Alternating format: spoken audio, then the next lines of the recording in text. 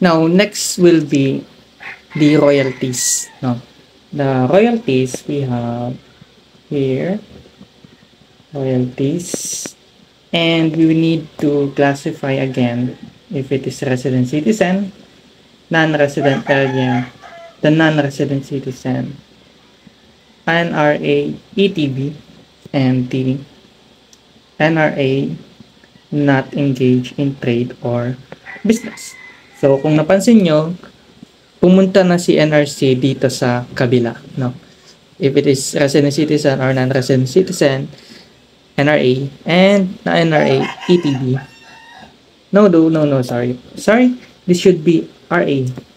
This should be RA, resident alien, and NRC. Lumipat lang po sa kabila si NRC, no? As classification.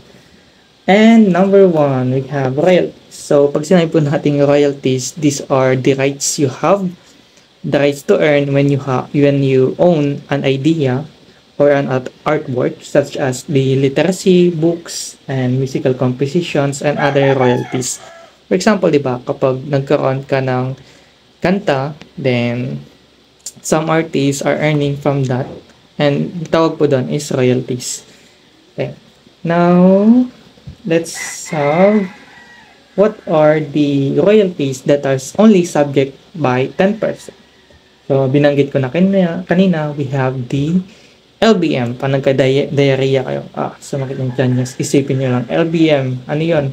The literary works, books, and the musical composition. So, we have literary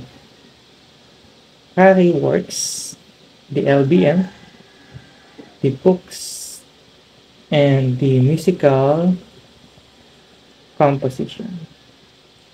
So these are the following that are subject only by 10%. Oops, sorry. 10%, and this is subject by 25%. And also the other royalties.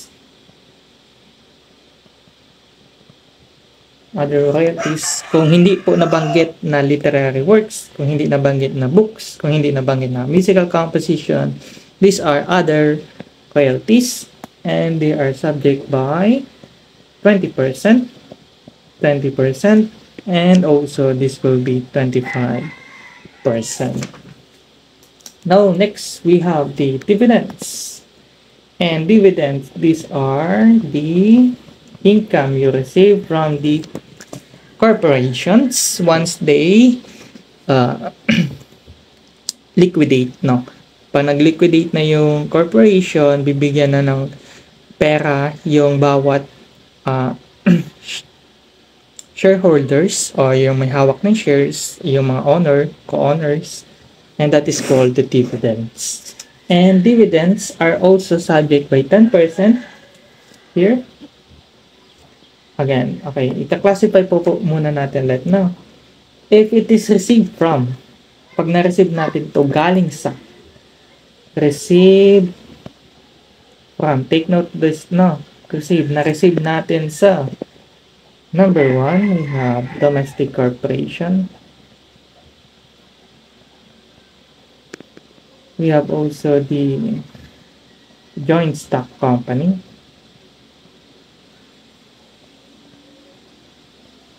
We have the insurance or mutual fund.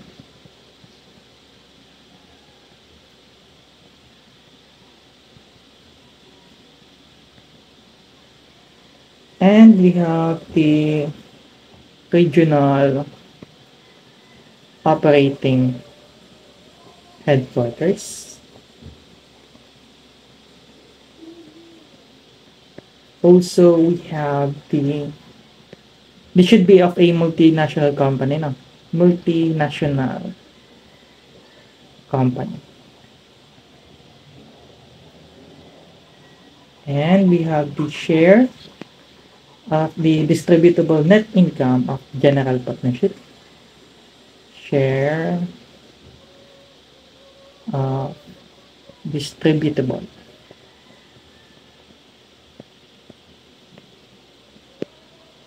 net income after tax of a partnership. And we will accept here, no? Accept the general professional. This is the exemption, general professional.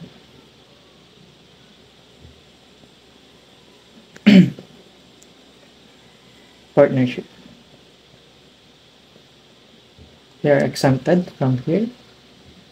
And we have also, that we see, we have the share in the net income.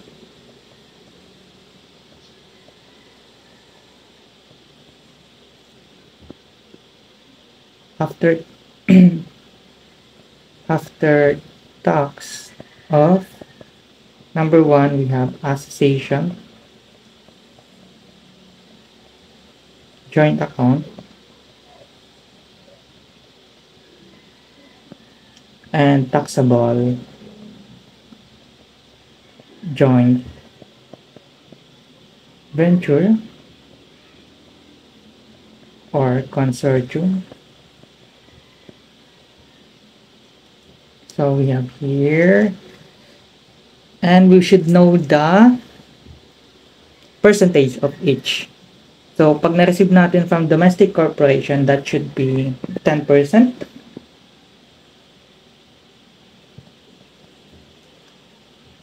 And so on. This is 20%. This is also 10%. So on.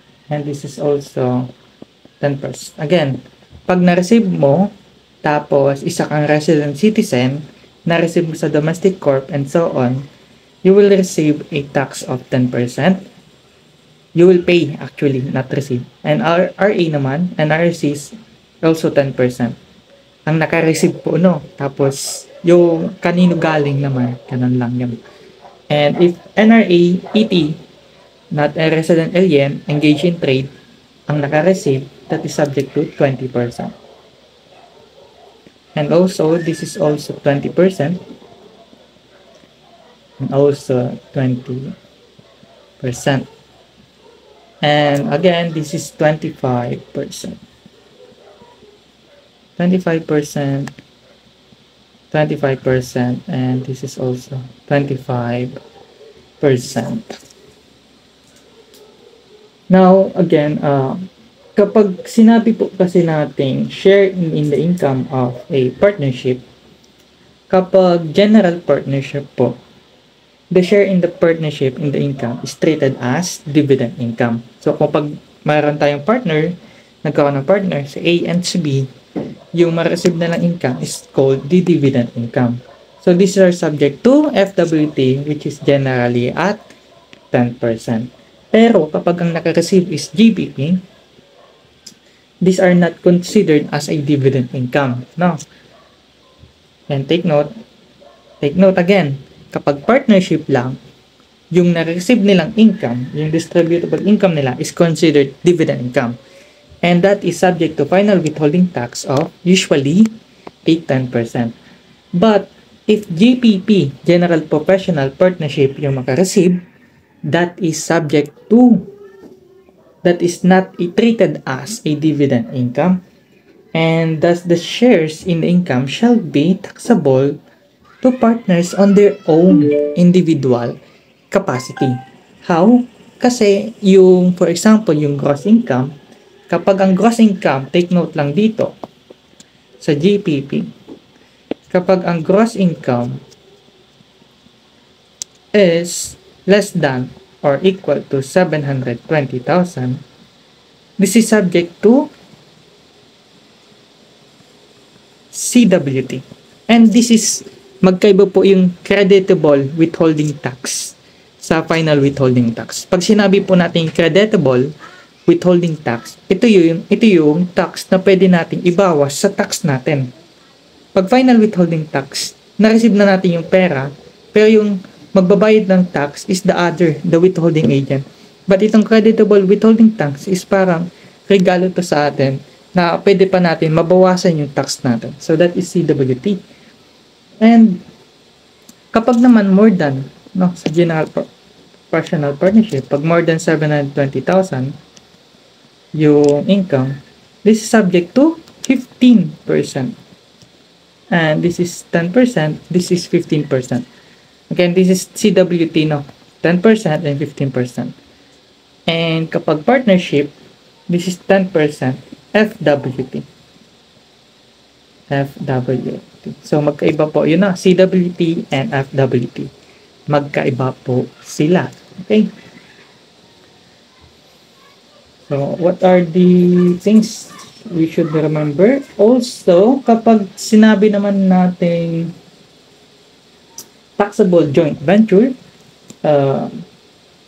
these are the construction projects, the engage in petroleum, coal, and geothermal and other energy operations. So, dapat, kapag ganito po yun, these are taxable at 10%. Okay? So, dapat po, sinasabing taxable. Kasi pag in-exempt po natin, kapag non-taxable, okay, rephrase lang natin yung sinabi ko kanina. Kapag non-taxable joint venture, these are the construction projects. Sorry. Okay. Medyo nalito lang si Don siya na part. Pero, pag non-taxable joint venture or the kapag yung joint venture as a construction projects or involves in the petroleum, coal, or geothermal energy, and under service contract of a government, are not taxable. So, exempt po sila, no? Pero, kapag taxable joint venture, these are subject by 10%, 20%, and 25%. Okay? That's it for dividends. Next will be prices and winnings.